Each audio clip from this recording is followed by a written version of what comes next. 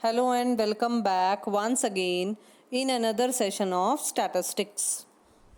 After doing the measures of dispersion, अब हमारे पास जो नेक्स्ट चैप्टर है, एक नेक्स्ट स्टैटिस्टिकल टूल है, वो है कोरिलेशन, जिसका मतलब है सह संबंध।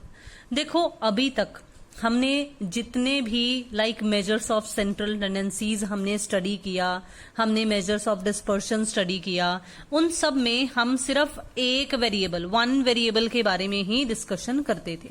लेकिन अब जो हमारे पास ये कोरिलेशन है, ये एक्चुअली वन वेरिएबल नहीं, ये दो या दो से ज्यादा डिफरेंट वेरिएबल्स का आपस में क्या संबंध है, किस तरीके से वो डिफरेंट वेरिएबल्स कोरिलेटेड हैं एक दूसरे से, ये हमें बेसिकली कोरिलेशन से समझ आएगा। तो एक बार हल्का सा मीनिंग समझते हैं कि ये कोरिलेशन होता क्या है, सह संबंध होता क्या है। It is a statistical measure, ये एक सांख्यिकीय उपकरण है, टूल है, स्टैटिस्टिकल टूल है, that expresses the extent to which different variables are related to each other. ठीक है ना, मतलब ये डिग्री बता रहा है, मेजर ऑफ डिग्री बता रहा है, एक्सटेंट बता रहा है कि किस तरह से डिफरेंट वेरिएबल्स एक दूसरे के साथ रिलेटेड हैं। अगर मैं कुछ एग्जाम्पल्स की बात करूं तो देखो, कुछ वेरिएबल्स जो हैं वो है लाइक प्राइस और डिमांड। देखो, प्राइस में अगर चेंज आए तो डिमांड में हमें चेंज देखने को मिलता है। मैं बहुत ही सिंपल सी एग्जांपल दूंगी। जैसे मार्केट में सेल लगती है, उसमें क्या होता है, प्राइस कम होता है ना। अब प्राइस कम हो जाता है तो लोग क्या करते हैं, लोग डिमांड ज्यादा करते होते हैं। शूज की सेल हो, आपको ये होता है कि सेल हो गई है, प्राइस कम मिल रहा है, एक पे दो मिल रहे हैं या दो फ्री मिल रहे हैं, तो उस तरीके का अगर कंसेप्ट आए तो उस वक्त डिमांड क्या हो जाती है, बढ़ जाती है, लोग ज्यादा डिमांड करने लग जाते हैं। ठीक है, बिल्कुल इसी तरीके से प्राइस और सप्लाई है। ये कंज्यूमर के पॉइंट ऑफ व्यू से एक एग्जांपल थी। यहां पर अगर हम, क्योंकि हम इकोनॉमिक्स के अंडर स्टडी कर रहे हैं ना, तो कुछ इकोनॉमिक्स से रिलेटेड एग्जांपल्स होनी चाहिए हमारे पास। अगर हम सप्लाई की बात करें तो देखो, सप्लाई जो है वो एक सप्लायर के पॉइंट ऑफ व्यू से बात कर रही है कि एक प्रोड्यूसर तब ज्यादा सेल करता है, तब ज्यादा सप्लाई ऑफ गुड्स करता है जब प्राइस हाई हो। तो यहां पर बहुत ही सिंपल सा मीनिंग अगर हम देखें तो यहां पर तो देखो, अगर प्राइस रिड्यूस हो रहा था तो डिमांड बढ़ रही थी, तो there is a negative relation. दोनों में कोरिलेशन जब हमने किया स्टडी तो हमें ये पता चला कि दोनों में ऑपोजिट रिलेशन है। बिल्कुल इसी तरीके से हम प्राइस और सप्लाई के केस में अगर कहें तो एक प्रोड्यूसर जब प्राइस हाई जाएगा तो सप्लाई भी ज्यादा करेगा, तो दोनों में सेम डायरेक्शनल चेंज हमें देखने को मिला। बिल्कुल इसी तरीके से अगर हम एम्प्लॉयमेंट और प्रोडक्शन की बात करें, अगर एक इकोनॉमी में एम्प्लॉयमेंट बढ़ रही है, ज्यादा लोगों को काम मिल रहा है, तो कहीं ना कहीं प्रोडक्शन भी ज्यादा होगा ना। अगर हम फैक्ट्री के पॉइंट ऑफ व्यू से बात करें तो अगर फैक्ट्री में ज्यादा लोगों को एज अ लेबरर काम मिल रहा है, एम्प्लॉयमेंट लेवल बढ़ रहा है, तो प्रोडक्शन भी ऑटोमेटिकली इंक्रीज होगी। तो मतलब कुछ इस तरह के हमें इकोनॉमिक वेरिएबल्स की फॉर्म में एग्जाम्पल्स देखने को मिल सकते हैं, जिनके जरिए हम कोरिलेशन फाइंड आउट कर सकते हैं कि किस तरह से ये वेरिएबल्स एक दूसरे के साथ रिलेटेड है। अब अगर हम बात करें तो देखो, यहां पर हमें क्या बता रहे हैं, एक्चुअली जो ये कोरिलेशन है वो दो वेरिएबल्स के बीच में क्या कॉज एंड इफेक्ट रिलेशनशिप है, ये नहीं बता रहा। It doesn't establish any cause and effect relationship. मतलब ये नहीं है एस्टैब्लिश कर रहा कि अगर प्राइस कम होगा तो ही डिमांड इंक्रीज होगी। ये भी हो सकता है कि डिमांड में अगर चेंज आ रहा है तो प्राइस में भी फर्क देखने को मिल सकता है। इस तरह के कुछ कंसेप्ट्स आपको +2 में आएंगे जब आप, या अगर आप माइक्रो इकोनॉमिक्स को स्टडी करोगे तो आपको माइक्रो इकोनॉमिक्स में, क्योंकि कुछ बोर्ड्स में +1 में माइक्रो इकोनॉमिक्स साथ में इंक्लूडेड है, तो बेसिकली जब आप माइक्रो इकोनॉमिक्स स्टडी करोगे तो आपको ये चीजें भी देखने को मिल सकती हैं कि अगर डिमांड या सप्लाई के पैटर्न में चेंजेस आए तो इक्विलिब्रियम प्राइस पर असर पड़ता है। तो यहां आपको ये चीज नहीं बताई जा रही है कि there is cause and effect relationship, बल्कि आपको यहां पर ये बताया जा रहा है कि जो दो वेरिएबल्स या दो से ज्यादा वेरिएबल्स को हम स्टडी करेंगे वो आपस में रिलेटेड किस तरह से हैं। मतलब क्या डिग्री ऑफ रिलेशनशिप है, क्या इंटेंसिटी मतलब क्या रिलेशनशिप है, किस डायरेक्शन का रिलेशनशिप है और कितना गहरा रिलेशनशिप है, हम बेसिकली ये कोरिलेशन के जरिए स्टडी करेंगे। तो अगर हम टाइप्स ऑफ कोरिलेशन की बात करें तो देखो हमें बेसिकली ये 3 कैटेगरीज देखने को मिलती हैं टाइप्स ऑफ कोरिलेशन में, मतलब सहसंबंध के प्रकार अगर हम डिस्कस करें तो देखो एक ऐसा कोरिलेशन होता है जिसमें हम डायरेक्शन के बेसिस पर चेंज देखते हैं कि दोनों में किस तरह का, जैसे ये प्राइस और डिमांड और प्राइस और सप्लाई में मैंने आपको बताया था, जो प्राइस और डिमांड का रिलेशनशिप था ये नेगेटिव कोरिलेशन बता रहा था। क्यों? क्योंकि प्राइस अगर अप जा रहा था तो डिमांड कम हो रही थी, तो ये सेम डायरेक्शनल नहीं है ना, ये ऑपोजिट डायरेक्शनल है ना, एरोज अलग अलग डायरेक्शंस में जा रहे हैं, तो ये नेगेटिव कोरिलेशन बता रहा है। बिल्कुल इसी तरीके से अगर हम पॉजिटिव कोरिलेशन की बात करें तो उस केस में हमें सेम डायरेक्शनल चेंज देखने को मिलेगा, जो कि हमने प्राइस और सप्लाई के केस में स्टडी किया था और इवन एम्प्लॉयमेंट और प्रोडक्शन के केस में भी हमने समझा है। अब देखिए, अब हम बात करते हैं लीनियर और नॉन लीनियर कोरिलेशन की, जो कि प्रोपोर्शनल चेंज पर आधारित है। इसका मतलब क्या होता है? रेशो, किस रेशो में चेंज आ रहा है, किस अनुपात में परिवर्तन आ रहा है। अगर तो सेम कांस्टेंट रेशो में ही चेंज आ रहा हो तो हम बोल देते हैं लीनियर कोरिलेशन है, लेकिन अगर जिस रेशो में बदलाव आ रहा है वो रेशो चेंज हो रही है, कांस्टेंट नहीं है, समान नहीं है, तो हम बोल देते हैं नॉन लीनियर कोरिलेशन है। जैसे मान लो हम एक साइड पर लेबर और एक साइड पर आउटपुट की बात करते हैं। हमने ये एम्प्लॉयमेंट और प्रोडक्शन की बात की थी ना कि अगर ज्यादा एम्प्लॉयमेंट हो तो लेवल ऑफ प्रोडक्शन भी बढ़ जाता होता है, तो हम यहाँ पर लेबर और आउटपुट की ही बात करते हैं। तो देखो लेबर में बेसिकली मान लो कि मैंने पहले एक लेबरर अपॉइंट किया हुआ था, वो मुझे 10 यूनिट्स प्रोड्यूस कर दे रहा था। मैंने जब 2 लेबरर्स अपॉइंट कर दिए तो मेरे पास जो लेवल ऑफ आउटपुट है वो 20 हो गया, देन 3 तो 30 हो गया। तो देखो यहां पर रेशो, इसमें रेशो 1:10 थी, देन 2/20 इसे कट करो, फिर से देखो 1:10 ही आ रही है, देन 330 तो इसे कट करो तो ये भी फिर से 1:10 ही आ रही है। तो दिस इज लीनियर, जिसमें सेम है, कांस्टेंट है, लेकिन जब ये रेशो चेंज हो जाएगी तो हम इसे नॉन लीनियर कोरिलेशन कहेंगे। अब अगर हम बात करें सिंपल और मल्टीपल कोरिलेशन की, तो ये क्या है? ये है on the basis of number of variables, कि हम कितने नंबर ऑफ वेरिएबल्स के बीच में कोरिलेशन को स्टडी कर रहे हैं। अगर तो सिर्फ, क्योंकि देखो ये सह संबंध है, तो अगर हमें कोरिलेशन एस्टैब्लिश करना है तो हमें कम से कम 2 वेरिएबल्स को तो स्टडी करना ही पड़ेगा। तो सिंपल तो वो वाली होती है जिसमें सिर्फ 2 वेरिएबल्स को स्टडी किया जाता है, लेकिन कुछ ऐसे रिलेशंस भी होते हैं जब हम 2 से ज्यादा वेरिएबल्स को स्टडी करते हैं। जैसे सबसे सिंपलेस्ट एग्जांपल, जो खेतों में फसल उगाई जाती है, क्रॉप्स, वो क्रॉप्स जो हैं वो बहुत सारे फैक्टर्स पर डिपेंड करती हैं, जैसे लैंड की, सॉइल की, फर्टिलिटी किस तरीके की है, सीड की क्वालिटी किस तरह की है, इरिगेशनल फैसिलिटीज किस तरह की है, रेनफॉल अच्छी हो रही है या नहीं, क्लाइमेटिक कंडीशंस किस तरह की है। तो यहाँ पर नंबर ऑफ वेरिएबल्स जो हैं वो मल्टीपल हो गए हैं, ज्यादा हो गए हैं। तो जब इस तरह के वेरिएबल्स, मतलब मोर देन 2, जब 2 हैं तो सिंपल है, जब 2 से भी ज्यादा के बारे में हम स्टडी कर रहे हैं, आपस में कोरिलेशन स्टडी कर रहे हैं, तो that will be covered under multiple correlation.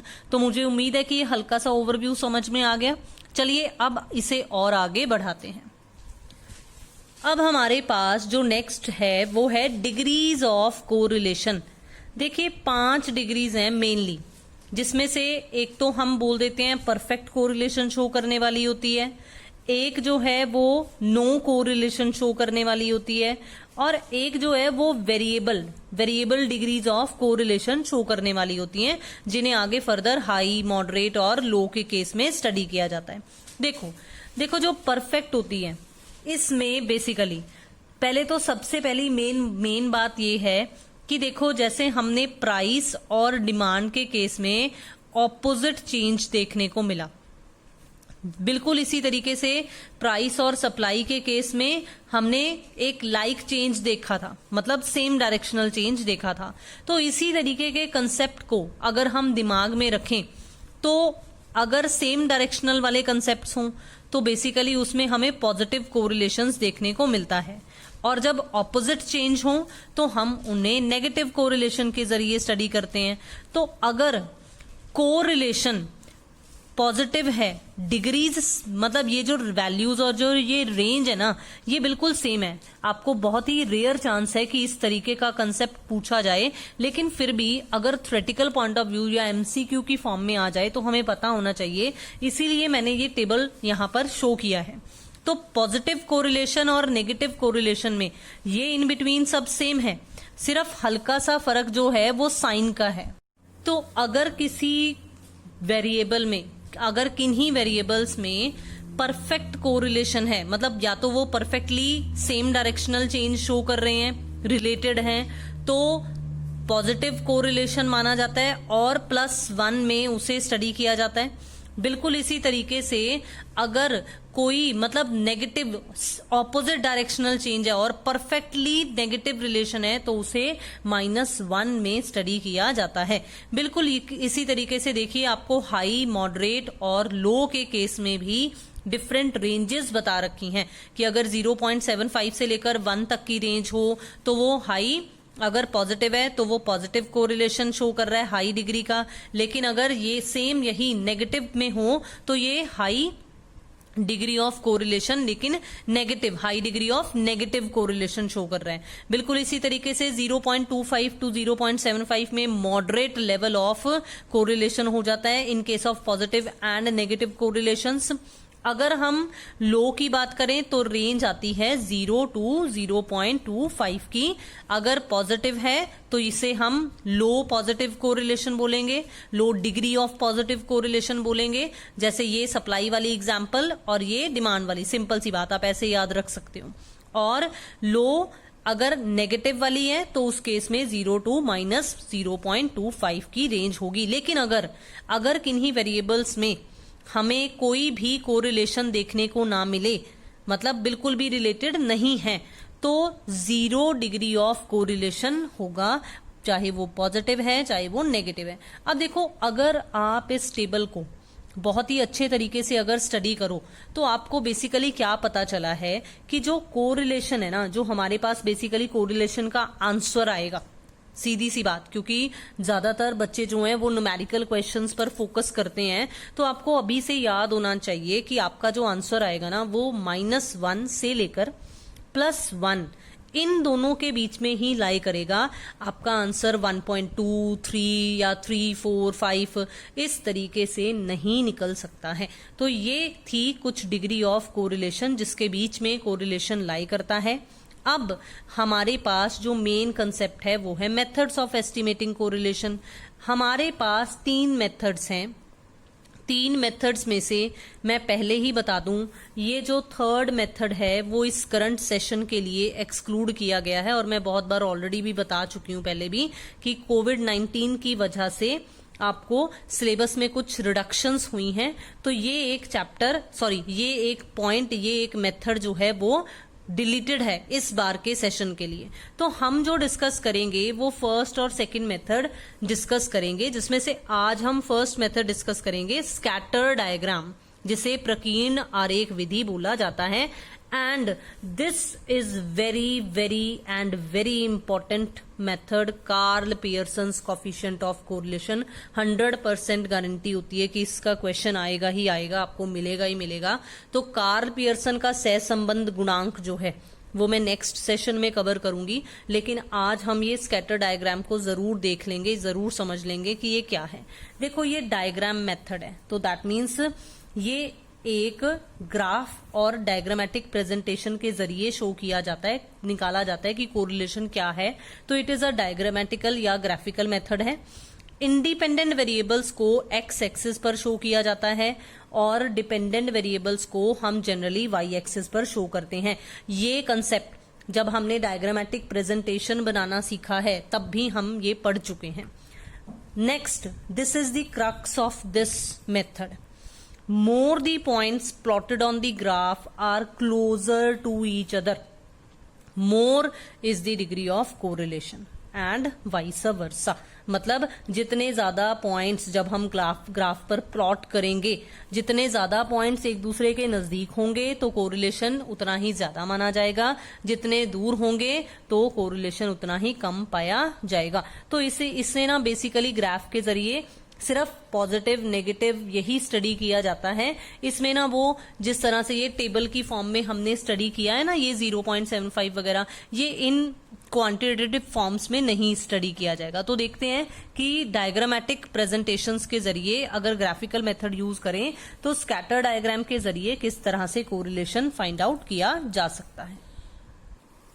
देखो कुछ इस तरह से स्कैटर डायग्राम के जरिए हम कोरिलेशन को शो कर सकते हैं कि अगर हमारे पास जो डिफरेंट पॉइंट्स हैं उन्हें जब हम प्लॉट करें तो हर एक पॉइंट इस तरह से एक स्ट्रेट लाइन में ही प्लॉट हो जाए तो हम बोलते हैं कि कोरिलेशन परफेक्ट पॉजिटिव कोरिलेशन है. अब देखो, अगर आप देखो तो यहां हल्का सा आपको आर दिख रहा है. ये आपको ना पहले ही ऑलरेडी पता चल गया. वैसे तो हमें कार्ल पियर्सन में ये पता चलना था कि इसे आर से डिनोट किया जाता है, लेकिन आपको यहां पर ही पता चल गया है, आइडिया मिल गया है कि आर से डिनोट किया जाता है कोरिलेशन को. जैसे स्टैंडर्ड डेविएशन को सिग्मा से डिनोट किया जाता था, बिल्कुल इसी तरीके से कोरिलेशन को आर से डिनोट किया जाता है. तो अब अगर हम बात करें नेगेटिव की, परफेक्टली नेगेटिव कोरिलेशन की, तो देखो उसमें इस तरह का ग्राफ बनेगा, इस तरह से पॉइंट्स प्लॉट होंगे. इसमें ऊपर की तरफ जा रहे हैं लेकिन इसमें ऐसे नीचे की तरफ आ रहे हैं. बिल्कुल इसी तरीके से देखो, अब अगर हम बात करें, हमने डिग्रीज की बात की थी ना, परफेक्ट थी, परफेक्टली पॉजिटिव नेगेटिव था, फिर उसके बाद मॉडरेट हाई लो, मतलब वेरिएबल वाली डिग्रीज भी थी ना. तो अब देखो यहां पर पॉजिटिव और ये रहा नेगेटिव, तो इसमें एक ही लाइन में नहीं प्लॉट हुए हैं, इसमें आसपास प्लॉट हो रहे हैं. लेकिन यहां अगर देखें तो ऊपर की तरफ मूवमेंट आ रही है, तो ये पॉजिटिव कोरिलेशन है. लेकिन अगर इस डायग्राम में देखें तो यहां पर एक दूसरे के साथ साथ नजदीक नजदीक तो हैं लेकिन डाउनवर्ड फॉलिंग है, तो इसका मतलब there is a negative correlation. और अगर कोई इस तरह का ट्रेंड ना बने, सिंपल सी बात, अगर ट्रेंड ना बने और इस तरह की प्लॉटिंग हो कि कोई पॉइंट कहाँ है, कोई पॉइंट कहाँ है, तो there is no correlation between the variables. तो मुझे उम्मीद है कि आज का जितना भी कंसेप्ट मैंने आपको कोरिलेशन को लेकर समझाया, जो ये स्कैटर डायग्राम के बारे में बताया, प्रकीर्णन आरेख विधि के बारे में बताया, ये आपको बहुत अच्छे तरीके से समझ में आ गया होगा. जुड़े रहिए चैनल के साथ, जल्दी से सब्सक्राइब कर लीजिए अगर आपने अभी तक नहीं किया है. शेयर कीजिए वीडियोस को, लाइक कीजिए वीडियोस को, do comments also. Thank you so much for watching and have a nice day.